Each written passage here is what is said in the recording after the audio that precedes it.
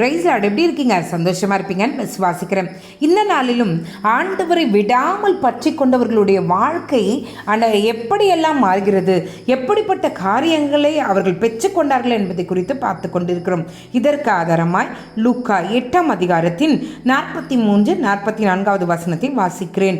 அப்பொழுது 12 வருஷமாய் பெரும்பாடுள்ளவளாயிருந்து தன் ஆஸ்திகளை எல்லாம் வைத்தியர்களுக்கு செலவழித்தும் ஒருவனாலும் சுஸ்தமாக்கப்படாதிருந்த ஒரு ஸ்திரீ அவருக்கு பின்னாக வந்து அவருடைய வஸ்திரத்தின் ஓரத்தை தொட்டால் உடனே அவளுடைய பெரும்பாடு நின்று போயிற்று.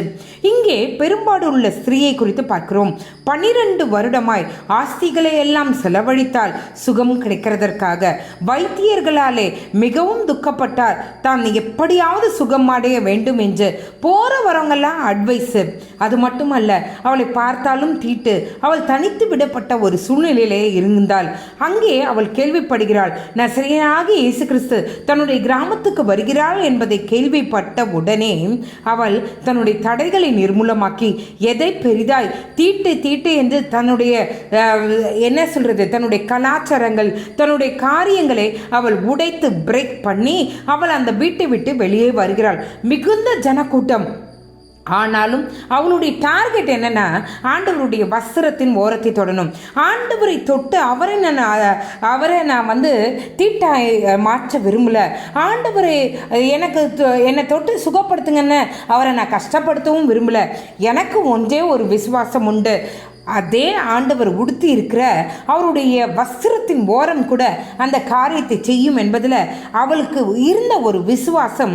ஜனக்கூட்டத்தை பார்த்தாலும் அவள் பயப்படாமல் என்ன பண்றா, தன்னுடைய பலவீனங்கள், படுத்து கொண்டிருக்கிற சூழ்நிலைகள், முடியாத ஒரு சூழ்நிலையில கூட எல்லாரையும் தள்ளிட்டு ஆண்டவருடைய வஸ்திரத்தின் ஓரத்தை மட்டுமே தன்னுடைய கண்களை பதித்து அதை தொட்ட மாத்திரத்திலே பெரும்பாடு நின்று போயிற்று.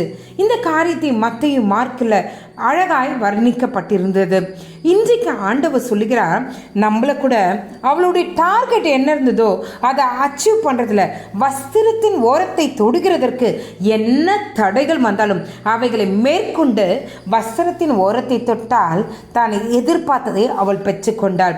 இன்றைக்கு நம்மளை கூட ஆண்டவர் நம்மளை பார்த்து சொல்கிறாரு. இந்த வருடத்தின் தொடக்கத்தில் ஆண்டவரே, அநேகருக்கு உம்மை பற்றி சொல்லுவேன்.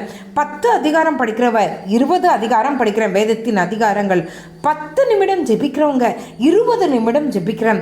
என்னால் முயன்ற வரைக்கும் ஒரு நாளைக்கு ஒரு நபரிடத்துலையாவது உங்களுடைய அன்பை நான் சொல்லுவேன் சொல்லிட்டு அநேக பொருத்தனைகளை எடுக்கிறோம். இன்றைக்கு பாருங்க, ஒரு 20 தேதிகளிலே இருக்கிறோம். இத்தனை நாட்களுக்குள்ளேயே நம்ம ஏறெடுத்த பொருத்தனைகள் மறந்து போயிடுச்சு, செய்ய முடியாமல் போயிடுச்சு. வசனம் சொல்லுகிறது, பொருத்தனை செய்கிறத காட்டிலும் செய்யாமல் இருக்கிறது நல்லது. இப்போ ஆண்டவர் சொல்றாரு, அந்த பெரும்பாடு உள்ள ஸ்திரீ, வேதனைப்படுகிற ஒரு ஸ்திரீ தான் டார்கெட் ஃபிக்ஸ் பண்ணால் அச்சீவ் பண்ணுறதுக்கு என்ன தடை வந்தாலும் அவள் நேராக போய் அந்த டார்கெட்டை அவள் அச்சீவ் பண்ணுறா, அதற்கான பலனை பெற்றுக்கொண்டாள். இதே போல் நாமும் இந்த வருடத்தில் என்னென்ன காரியங்களை ஆண்டவருடைய பாதத்தில் வைத்து பொருத்தனை எடுத்துக்கொண்டோமோ, என்னென்ன காரியங்களை செய்வேன் என்று மன உறுதியாக இருந்து கர்த்தரிடத்தில் ஒப்பு கொடுத்தோமோ அத்தனை காரியங்களும் முடிக்கிறதற்கு இந்த டிசம்பர் 31ஆவது நாள் இரவு 11:59 நொடிக்கு கர்த்தர் அதற்குள்ளாகவே நம்மளுடைய டார்கெட்டை அச்சீவ் பண்ணி அதற்கான பலனை பெற்றுக்கொள்ளுகிறதற்கு அவர் ஏதுவாய் நம்மை மாற்றுவாராக. இந்த நாளிலும் பெரும்பாடுள்ள ஸ்திரீ தான் விசுவாசித்ததை, தான் நினைத்ததை அவள் விடாப்பிடியாய் செய்து முடித்தாள். ஆசீர்வாதத்தை, சுகத்தை பெற்றுக்கொண்டார். இன்றைக்கு நாமும் விடாப்பிடியாய் கர்த்தரை பற்றிக்கொள்வோம், கர்த்தரை பிடித்துக்கொள்வோம், கர்த்தருக்காய் ஏறெடுத்த பொருத்தனைகளை நிறைவேற்றுவோம். நிச்சயமாகவே பதில் உண்டு. உங்களுடைய நம்பிக்கை, என்னுடைய நம்பிக்கை வீண் போகாது என்று கர்த்தர் தீர்க்க தரிசனமாய் சொல்கிறார். கர்த்தர் அப்படியே செய்ய போகிறபடியால் கர்த்தருடைய நாமத்தை மகிமைப்படுத்துவோம். ஜெபிக்கலாமா? எங்களை நேசிக்கிற நல்ல பரமபிதாவே, பெரும்பாடுள்ள ஸ்திரீ உம்மை உறுதியாய் பின்தொடர்ந்து வந்து உம்மை பற்றினாள். ஆண்டவரே, அவளுடைய வாழ்க்கையில மாற்றி மாற்றத்தை கட்டளையிட்டது உண்மையானால் என்னோடு இணைந்து என்னோடு இணைந்து ஜெபிக்கிற அத்தனை பேரையும் என் கர்த்தர் ஆசீர்வதிப்பீராக. ஆண்டவரே, நாங்கள் ஆண்டவரே ஒரு அடையாளத்தை வைத்து ஜெபிக்கிறோம். அந்த அடையாளம் எங்களுடைய வாழ்க்கையில் ஆம் என்றும் ஆமென் என்றும் நிறைவேறுவதாக. அதற்கான தடைகள் எல்லாவற்றையும் என் கர்த்தர் மாற்றி போடுவீராக, தூக்கி எறிவீராக, எரித்து போடுங்க ஆண்டவரே. எப்பொழுதும் உண்மையே நம்பியிருக்கிற அந்த ஜனக்கூட்டமாய் எங்களை நீர் மாற்றுவீராக. மாற்றங்களை கட்டளையிடுங்க இசப்பா. அப்பா, நீர் அப்படியே செய்ய போகிறபடியால் உமக்கு நன்றி நன்றி நன்றி.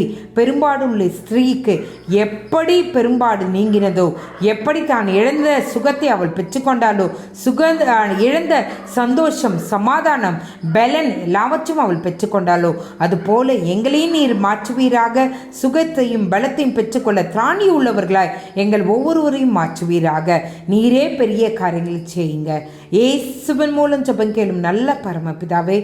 ஆமேன், ஆமேன், ஆமேன். God bless you.